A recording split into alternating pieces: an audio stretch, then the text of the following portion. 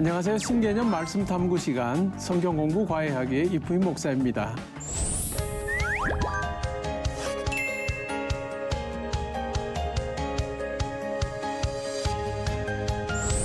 저는 여러분의 과외 선생님이고요. 오늘 저와 함께 하나님 말씀을 열심히 탐구해 볼 유튜버 K자매 출석했습니다. 안녕하세요. 목사님. 반갑습니다. 예, 잘 지내시죠? 네. 예. 저 때만 해도 미래를 준비해야 된다라고 하면 뭐 예금을 들거나 아니면 저축을 하거나 이렇게 했는데 요즘 세대는 굉장히 많이 달라졌다고 해요. 뭐 주식을 하기도 하고 다양하게 이렇게 접근을 한다고 하던데 혹시 K자매도? 저는 뭐 미래를 준비한다라기보다는 그냥 예전에 하도 유행이길래 코인을 한번 몇 년 전에 넣어봤거든요. 근데 한 코인이 네. 지금 300배가 넘게 올랐어요. 그래서 우와 되게 신기하다 이러면서 네, 와. 근데 이게 또 저를 위해 쓰는 건 좀 그러니까 뭔가 이렇게 선교 헌금으로 쓰기 위해서 좀 이렇게 다 놔두고 있습니다. 네. 그렇군요.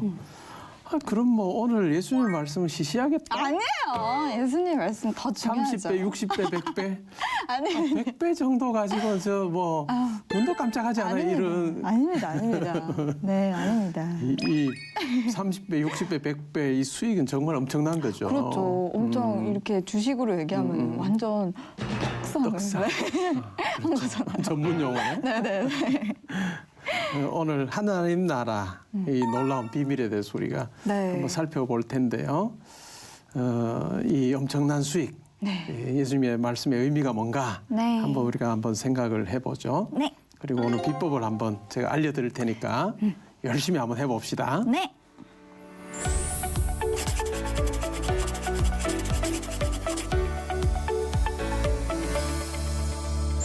자, 먼저 오늘의 퀴즈를 풀면서 지난 시간 우리가 배운 거 한번 복습해 볼까요? 네. 첫 번째 문제. 예수님께서 세리 죄인들과 함께 음식을 잡수신 곳은 누구의 집이었을까?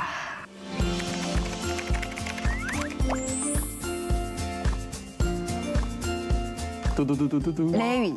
오. 마태의 집입니다. 훌륭해. 훌륭해요. 네. 두 번째는 예수님의 비유의 말씀 중에서 말씀이 이곳에 뿌려지면 사탄이 즉시 와서 빼앗아간다 라고 했던 이곳은 어딜까요?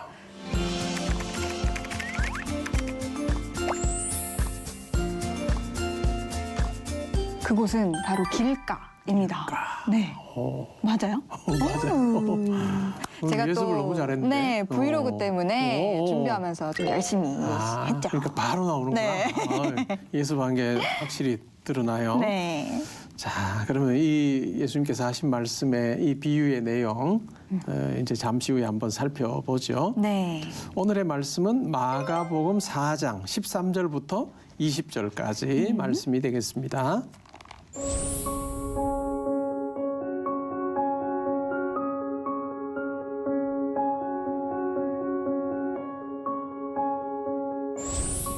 예수님께서 이 말씀을 하신 곳이 바로 가버나움 인근의 갈릴리 바다가입니다. 네. 예수님의 경우에는 회당에서 말씀 전하기도 하셨지만 산이나 들이나 바다로 나가서 가르치신 거죠. 왜 근데 이런 자연에서도 가르쳐 줬을까요? 야외 설교한 거죠. 소풍 느낌이 나라고. 회당에서 만약에 말씀을 가르치시면 왠지 알 것 같아요. 네. 그런 저번에 말씀하셨던 세리나 뭐 그렇지. 죄인들은 그도 거기 들어올 수가 없으니까 밖에서 그렇죠. 들어올 수 없는 사람들에게 맞아요. 진짜 인원으로 치면 어떠세요? 인원으로 치면 네. 회당이 오늘날처럼 뭐 우리가 큰 대형 건물이 아니고 네. 그렇게 크지 않았을 거예요. 네네. 그러니까 회당에서 말씀 전하시면 들을 수 있는 사람이 많지가 않고 K자매가 이야기한 것처럼 뭐 세리나 죄인이나 이런 사람들은 못 들어오는 거죠. 네. 근데 야외로 나가면 저기까지 다 여기까지 그 오병이어 기적을 베풀 때 남자만 몇 명? 남자만 몇천 명이었던 것 같은데? 5천 명? 5천 명. 그래서 예수님의 경우는 그 당시 랍비들하고는 굉장히 다른 네네. 그런 식의 실제로 선포를 하신 거죠. 근데 저도 그런 갈릴리 바닷가에서 약간 소풍원 느낌으로 예수님 말씀 직접 한번 들어보고 싶어요. 네. 그렇죠. 네. 우리가 천국에 가면 그런 세트장이 있을까? 어머, 기대된다. 그 예수님의 생생한 목소리를 들었던 그 사람들도 참 은혜의 자리에 있었다 하는 생각이 좀 들어요. 그죠? 맞아요. 네. 비유로 말씀하셨는데요. 네. 사실은 뿌리는 자의 비유 혹은 네 개의 밥 비유라고 부르는 내용을 말씀하셨습니다. 네. 굉장히 단순해 보이는데 네. 쉽지는 않을 수 있어요. 그래요? 쉽지는 않을 수 있어요. 왜요? 청중들에게 예수님께서 하신 비유를 보면 단순해요. 씨를 뿌렸는데 길가에 뿌려진 씨 그냥 새들이 와서 먹어버렸다. 네. 돌밭에 뿌려진 씨 그냥 곧 말라버렸다. 가시밭에 씨가 뿌려졌을 때 가시 때문에 결실하지 못했다. 좋은 땅에 뿌렸을 때 결실했는데 30배, 60배, 100배 결실했다. 끝. 아. 그것까지만 이야기하신 거예요. 네네네네. 이 말을 이해할 수 있었을까? 저 몰랐을 것 같아요. 몰랐을 왜 것 같죠. 하시는 걸까, 저 말을? 좀 뭔가 심오한 내용인 것 같긴 한데 뭐 밭을 이야기하는 구분을 뭘 하신 것 같은데 저게 뭔 내용이지? 잘 몰랐을 것 같아요. 네네. 뭔가 저도 약간 궁금한 건 잘 못 참거든요. 그래서 예수님, 그래서 그게 뭔 말인데요? 이렇게 말했을 것 같아요. 그런 사람이 있었어요. 그래요? 그런 사람이 있었어요. 네네. 누구죠? 실제로 답답한 마음에 들었던 사람들이 예수님에게 가서 여쭤봐요. 네. 그 자리 제자들도 함께 있는 곳에 가서 여쭤봅니다. 네네. 함께 있었던 자들이. 그래서 왜 비유로 말씀하십니까? 네. 도무지 이해가 되지 않는데요. 라고 그렇게 말씀을 한 거죠. 네네. 그랬을 때 이제 예수님께서 쭉 이어서 설명을 해주시는 부분을 우리가 오늘 공부할 거예요. 네. 마가복음 4장 13절 한번 읽어볼래요? 또 이르시되 너희가 이 비유를 알지 못할진데 어떻게 모든 비유를 알겠느냐. 그렇게 말씀하시는 거죠. 어떻게 알겠느냐? 네. 라고 그렇게 말씀하시면서 이제 이어서 나오는 내용을 보면 외인, 그다음에 뭐 너희들 이렇게 구분을 하거든요. 외인이라는 게 무슨 뜻이에요? 실제로 바깥에 있는 사람들. 아. 이 비유 들어도 도무지 깨닫지 못할 사람들. 네. 그러나 너희들은 이제 이 비유를 들어서 알고 이 비유가 뭔지를 분명히 깨닫고 비유에 따라서 사실 살 사람들 이렇게 구분하는 거예요. 너희와 네. 외인 이렇게 구분하는 거예요. 어허. 제가 매주 설교를 한 편 내지 두 편을 해요. 근데 만약에 설교를 하려고 하면 설교자가 막 준비를 많이 하죠. 딱 관심은 딱 하나예요. 내가 하는 이 설교를 성도님들이 잘 이해하면 좋겠다. 네. 그래서 개념도 설명해드리고 때로는 예화도 또 들기도 하고 해서 어쨌든 어려운 내용을 다루어도 쉽게 이해할 수 있도록 그렇게 막 하려는 게 설교자의 의도거든요. 네네. 목표예요. 네. 근데 만약에 제가 설교하고 나서 굉장히 어렵게 하거나 아니면 뭐 불친절하게 설명을 잘 안 하고 뭐 모르겠는데요 라고 하는 사람이 있으면 제가 바로 그걸 의도한 겁니다. 이러면 이게 말이 안 되는 시츄에이션이잖아요. 근데 그죠? 예수님이 지금 그렇게 하셨다는 거죠. 어떤 면에서는. 어떤 면에서는. 네네. 그렇죠. 왜 그렇게 하셨을까요? 사실 이 말의 배경은 이사야 선지자를 부를 때 그때 장면하고 연결이 돼요. 어호. 기원전 뭐 740년, 720년 뭐 그때 상황하고 연결이 되는데요. 하나님께서 이사야 선지자를 부르셔서 이스라엘 백성들에게 막 돌이켜라, 회개하라 라고 하는 그와 같은 말씀을 전하는 그 사명을 맡기셨는데 하나님께서 뭐라고 말씀하시는지 한번 우리가 살펴보죠. 이사야서 6장 9절 10절 한번 읽어주세요.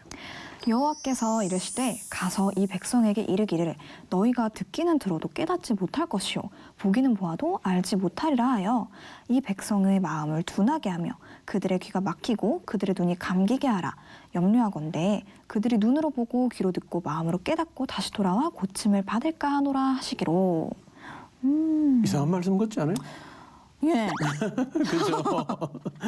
정말 이사야가 가서 선포하지만 네. 그 사람들 깨닫지 못할 거다. 네. 또 보긴 보아도 알지 못할 거고 근데 그게 마음을 둔하게 하여서 귀가 막히고 눈이 감기게 그렇게 하는 거다. 네. 그래서 심지어는 눈이 뜨이고 마음이 열려서 막 돌아와서 고침 받을까 한다 하는 그런 말씀까지 하시는 거예요. 도대체 좋은 거 이게 아니에요? 뭔 말씀인가? 네.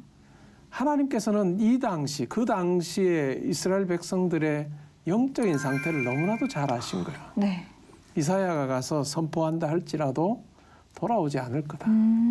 돌아오지 않을 거다. 하나님 이미 떠났고 네. 우상 숭배하고 있고 율법은 무시하고 하나님 신뢰하지 않을 뿐만 아니라 사회적으로는 그냥 기득권층이 다 자기 원하는 대로 다 하는 거예요. 사회 정의가 없는 거예요. 네네네. 하나님이 경고하시고 또 회개를 촉구하시지만 무시하는. 그래서 그들이 취할 길이 바로 멸망의 길이다라고 하는 것을 아주 분명하게 하시는 거예요. 네네. 그러니까 그 이사야 때의 그 상황과 예수님께서 오셔서 사역하시던 때가 아주 흡사했다라고 하는 거죠. 그렇구나. 여러 세대 동안 하나님께서 메시아를 보내서 이와 같은 일을 행할 거다라고 말씀하셨지만 결국은 반대하고 또 거부하는 네. 그런 어떤 인간의 완악함이 그들 속에 있는 그러한 모습들을 잘 보셨던 거죠. 어머. 더군다나 특별히 기득권층에서 네네. 종교 지도자들 가운데 이와 같은 모습이 있다는 걸 잘 아셨다는 거죠. 어머. 네. 이 말씀이 되게 두렵고 떨리는 말씀이네요. 그렇죠. 뭔가 네. 이렇게 하나님이 야 기회 줄 때 잘해라. 그거를 좀 잘 듣고 해야겠네요. 그렇죠. 네. 이 비유를 통해서 우리가 정말 하나님의 복음이 선포될 때 이것을 받아들이는 것이 다 다르다. 아 그러네요. 다 다르다라고 하는 것을 우리가 알 수 있고요. 그래서 우리 스스로가 마음의 밭을 잘 점검하는 것이 중요하다라고 네. 하는 거죠. 오늘 15절 말씀에 보면 길가에 뿌려졌어요. 길가에 네. 뿌려졌는데 뭐라고 이야기하나요? 15절 한번 읽어볼래요? 말씀이 길가에 뿌려졌다는 것은 이들을 가리킴이니 곧 말씀을 들었을 때에 사탄이 즉시 와서 그들에게 뿌려진 말씀을 빼앗는 것이요. 그렇죠. 그러니까 무관심한 거예요. 말씀에 대해서 무관심하고 어떤 마음에 교만함이 있을 수도 있고 해서 네. 전혀 말씀이 그냥 마음에는 그냥 약간 이런 느낌. 그걸로 끝나는 거죠. 그다음에 16절, 17절에 또 다른 밭이 나와요. 네, 돌밭이네요. 그렇죠. 또 이와 같이 돌밭에 뿌려졌다는 것은 이들을 가리킴이니 곧 말씀을 들을 때 즉시 기쁨으로 받으나 그 속에 뿌리가 없어 잠깐 견디다가 말씀으로 인하여 환난이나 박해가 일어나는 때에는 곧 넘어지는 자요. 그렇죠. 이 돌밭의 경우에는 기쁨으로 받긴 하지만 잠깐밖에 머무르지 않는 거예요. 그럼 환난이나 박해가 딱 닥치면은 넘어지는. 그렇죠.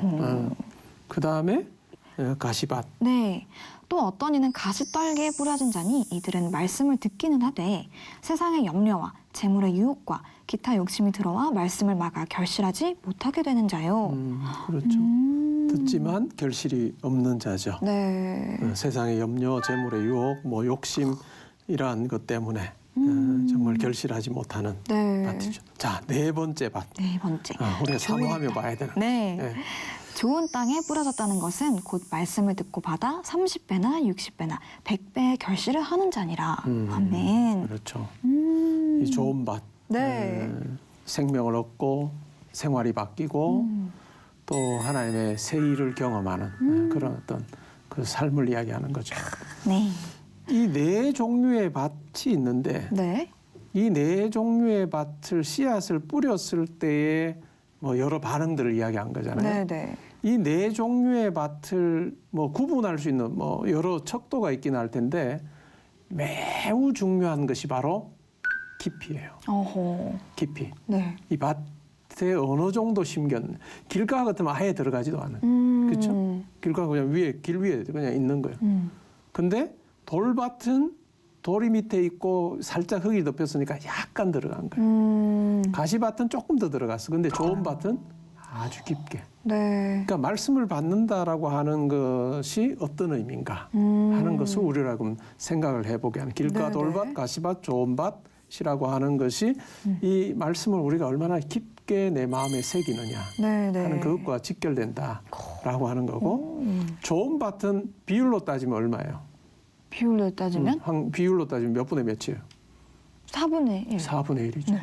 4분의 1. 그러니까 말씀을 들어도 이 비유 꼭 그 의미는 아니겠지만 이 비유를 통해서 우리가 생각해 볼 수 있는 것은 말씀 듣는 사람이 100명이라고 하면 그중에 한 4분의 1 정도는 조음박과 같은 이와 같은 반응을 할 수 있겠지만 다른 4분의 3은 이와 같은 모습으로 반응할 수 있다라고 네. 하는 것을 우리에게 또한 이야기해 주는 부분이기도 하죠. 그러니까 그렇구나. 깊이와 또한 이와 같은 4분의 1 개념을 우리가 기억할 필요가 있죠. 그러면은 어떻게 하면 이 4분의 1 좋은 땅, 열매 맺는 땅이 될 수 있을까요?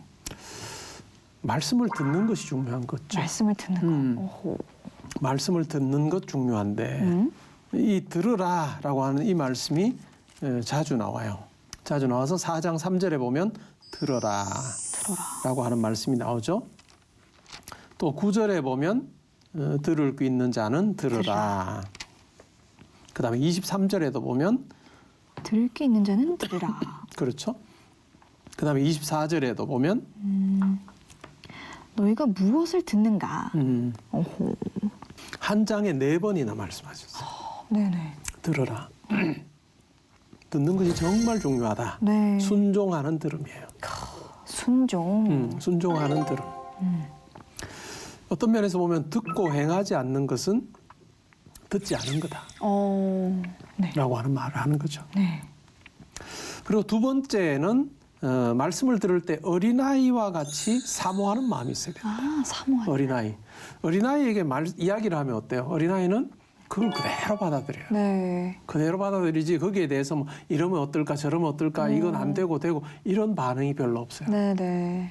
그런 것처럼 말씀을 들을 때 어린아이와 같이 사모하는 마음을 가지고 들어야 된다. 네, 그런 것 같아요. K자매는 말씀 들을 때 어린아이와 같은 사모함이 있나요?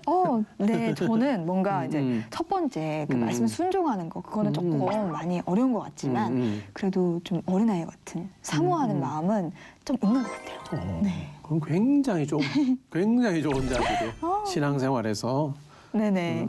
그럼 목사님 세 번째는 또 뭐예요? 세 번째는 성령께서 역사하시도록 우리가 그분을 의지하며 말씀을 들어야 돼요. 어허. 근데 목사님 이런 말을 좀 많이 듣잖아요. 뭐 성령님에게 의지해라.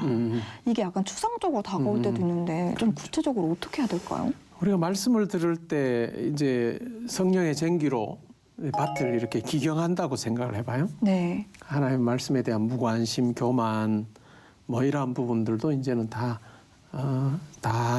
굳은 땅 이렇게 긁어내듯이 다 긁어내고 또 환난이나 손해를 가지고 막 계산하고 있을 때도 사실 하나님 말씀을 내가 붙들어야 되겠다라고 네. 하는 이 마음 가지는 거 중요하고 또 염려와 물질의 유혹, 욕심 이와 같은 것이 내 마음에 있을 때 성령 의지에서 내가 이와 같은 부분들을 내가 사실 걸러내야 되겠다라고 하는 그 마음. 그러니까 성령을 의지한다라고 하는 것은 우리 마음을 살피는 거야. 살피는 거예요. 내 마음에 뭐가 있는지를 살피고 정말 성령께서 내 마음을 가득 채워 주시도록 그렇게 네. 사실 내 마음을 드리는 그것이 매우 중요하다는 거죠.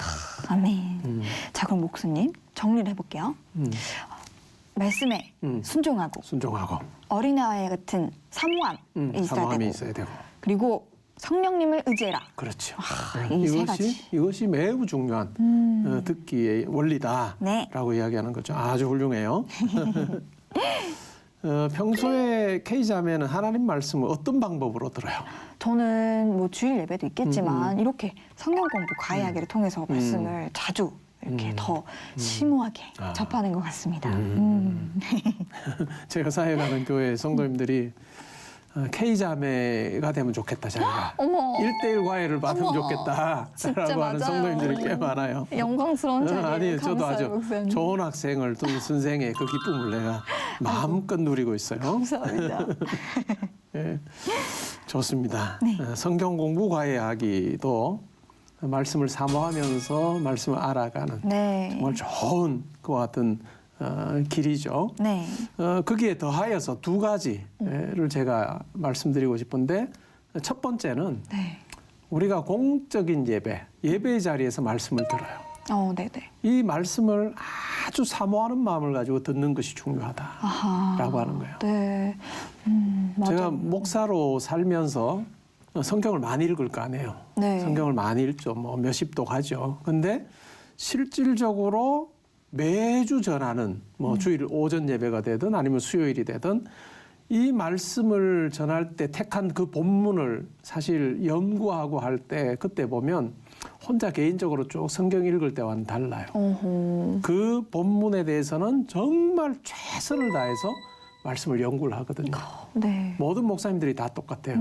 그렇기 때문에 개인적으로 성경 읽기 할 때보다도 어떤 면에서 더 심오한 말씀이 선포되는 자리가 어허. 예배에서 설교 시간이에요. 네네. 그래서 그 예배 설교 시간을 하나님께서 설교자를 통해서 나에게 말씀하시는 시간이다 하는 생각 가지고 정말 집중해서 순종하는 마음으로 듣는 그 매우 중요하다. 네네. 뭔가 주일 예배 같으면은 그렇죠. 또 뭐 일주일에 한 번 예배 드리는 건데 막 이러면서 막 요즘에 또 코로나라서 집에서 드리잖아요.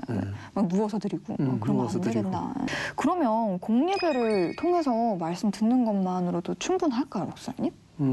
충분하지 않죠. 어, 거기에 더하여서 네. 개인적으로 말씀합니다. 나 혼자 개인적으로. 개인적인 말씀 읽기 이것이 필요하다. 네. 실제로 통계를 보면 네. 매일 말씀을 읽지 않는 성도가 생각보다 많아요. 오, 네. 네네. 매일 말씀을 읽는 성도가 모르겠어요. 한 3분의 1 될까? 저는 뭔가 그것도 많은 것 같은데. 그것도 많은 것 같아요. 그래서 이 코로나 이 시기에 교회들마다 우리 성경을 읽자라고 네. 그렇게 성경 읽기 프로그램을 사실은 진행하는 그 같은 교회들도 꽤 많아요. 네네. 그 일을 하는 이유는 뭘까요? 개인적으로 말씀 읽어야 된다라고 네. 하는 거죠. 그럴 때 나에게 말씀하시는 이사야서 43장 19절처럼 새 일을 행하시는 하나님을 만날 수 있다. 아멘. 나에게 생생하게 말씀하시는 아멘. 그 삶의 자리가 있으면 그 사람의 삶은 하나님께서 붙들어 주신다. 제가 확언할 수 있습니다. 어머. 아멘. 자, 오늘 성경과 이야기 통해서 배운 점, 느낀 점이 있다면 한번 이야기해 줄래요? 네, 저도 이렇게 제 마음밭을 살펴봤는데 정말 길가니 뭐 돌밭이니 가시밭이니 다 있는 것 같아요. 제 안에. 그래서 진짜 좋은 밭이 되기 위해서 정말 말씀 순종하고 또 사모함을 가지고 진짜 성령님한테 의지해가지고 그렇게 신앙생활 할 수 있도록 노력하겠습니다, 목사님. 네, 좋습니다. 저도 네. 기도할게요. 네. 응원하고. 감사합니다. 네. 자, 그럼 오늘 배운 말씀 요약 정리해 볼게요. 첫 번째, 순종의 마음으로 말씀을 들어야 한다. 아멘. 두 번째, 말씀을 들을 때 어린아이와 같이 사모하는 마음이 있어야 한다. 세 번째, 성령께서 역사하시도록 그분을 의지해야 된다. 아멘. 사실 이 요약 느낀 점에서 똑같이 이야기했네. 어머, 그러네요. 네. 아, 탁월한 학생이에요. 아이고, 감사합니다. 지난 시간 내준 숙제. 네. 내 마음은 어떤 밭일까? 네. 묵상을 해봤습니다, 목사님. 특별히 조금 센, 큰 밭이 있는 것 같아요, 제 그래? 안에. 네네. 뭐 세 개 다 있지만은 특별히 좀 큰 밭이 있는 것 같은데 나도 한번 궁금하다. 네, 네. 들어봐 주세요, 목사님. 예, 궁금함을 가지고 우리 같이 한번 보죠. 네. 만약에 내가 말씀에 대한 결실을 못했다면 그럴 때는 주로 어떤 밭인지 길가인지 돌밭인지 가시밭인지 저는 주로 가시밭인 것 같습니다. 제 내면 때문에 가시밭. 결실을 맺지 못하는 경우가 조금 있는 것 같아요. 세상에서 인정을 받고 싶은 욕구들 그리고 사람들이 나를 어떻게 볼지에 정말 대한 가시밭이네. 두려움 더 치열하게 사실 하나님을 사랑하지 가시밭은 못하는 아닌데. 게으른 마음 하나님 앞에 가시밭 결단을 같이 했던 생겼더라고요. 것도 그래 보이네. 그럴 수도 있지 이러면서 지키지 않는 그런 우유부단함들 그런 것들이 참 많거든요. 저는 그런 것들 때문에 말씀을 들어도 비로소 이게 내 말씀이 되어서 능력을 내지 못할 때가 많은 것 같아요. 저는 가시밭인 것 같습니다, 목사님. 아주 그래도 묵상을 잘하고 저 밭을 또 어떻게 찾았는지. 길가에 갔는데 어. 오빠 가시밭 같이 생겼더라고요. 그래서 찍어야겠다 이러면서 찍었죠. 이야, 정말 유튜버에 아주 촉이 있었어요. 네, 감사합니다. 브이로그 본 그 네티즌들은 뭐라고 이야기했나요? 네네. 아멘. 저는 돌 플러스 가시밭이네요. 기도해야지. 돌 플러스 가시밭? 네. 좋은 밭에서 좋은 씨앗으로 좋은 열매 맺길 소원하게 되는 시간 감사하고 축복해요. 체험 삶의 현장 우리들의 밭. 이거 되게 귀한 댓글이었는데 땅의 모습은 동적인 것 같아요. 가시밭이 되기도 하고 비가 내리기도 하고 눈이 내리기도 하죠. 그러면서 부드럽고 평탄해지기도 하고요. 저도 지금은 가시가 돋아있거나 돌이 잔뜩 깔린 밭일지 몰라도 조금씩 좋은 밭이 될 수 있도록 해야겠어요. 아멘. 그리고 어떤 분은 돌밭이 됐다고 느낀 지 3년 정도 되어간대요. 교회를 꾸준히 나가면서도 무너진 마음을 잡아주는 사람도 주변에 없고 주님을 바라보고 싶지만 마음 좀 쉽지가 않아서 일어서기 힘들어요. 많이 고민하고 기도해야 될 것 같습니다. 목사님, 이렇게 여러 밭이 있지만 특별히 돌밭과 같이 깊이 좀 뿌리내리지 못하는 마음밭을 좀 이렇게 개경해가지고 좀 좋은 밭으로 만드는 비법이 있을까요? 실제로 말씀을 개인적으로 읽거나 네. 아니면 설교 시간에 말씀을 들을 때 너무 그냥 피상적으로 들으면 안 된다는 거죠. 그렇군요. 그냥 쉽게 뭐 좋습니다 하고 이렇게 받으면 안 되고 네. 그 말씀을 얼마나 깊게 내 마음에 담을 수 있느냐 하는 것이 사실은 관건인 것 같아요. 그냥 귀로 들리는데 좋습니다 하고 반응을 했다가 삶으로 가면 그냥 뭐 판판이 깨지는 거죠. 네. 그렇게 하지 말고 말씀을 들을 때 깊게 그러니까 말씀을 듣고 나서도 예배 이제 끝나고 나서 집으로 돌아와서도 한 번 더 새겨보는 거죠. 그 네네. 말씀을 생각해보고 새겨보고 실질적으로 암송할 수 있으면 중요 구절을 암송할 수 있으면 더 좋은 거죠. 네네. 그래서 내 마음에 어쨌든 그 말씀을 계속 담아둬라. 그것이 중요한 것 같아요. 아멘. 저도 이렇게 내 마음에 담아두고 계속 진짜 나한테 주시는 말씀이다라고 생각하면서 열심히 또 이렇게 개경해보도록 하겠습니다, 예, 목사님. 좋습니다. 감사합니다. 다음 시간에는 위기의 순간 나와 하나님과의 관계 살펴볼 텐데요. 네. 갈릴리 풍랑 이야기예요. 네. 그 유명한. 그렇죠. 네네. 자, 그 부분에 대해서 한번 브이로그 만들어 보세요. 알겠습니다, 목사님. 네. 열심히 해보겠습니다. 예, 좋습니다. 기대해 볼게요. 네. 예. 오늘 성경 공부 과외하기에서는 씨 뿌리는 자의 비유에 대해서 배워봤습니다. 말씀을 가까이 함으로 30배, 60배, 100배로 열매 맺는 삶이 되시길 축복합니다. 함께해 주신 여러분 고맙습니다. 수고했습니다.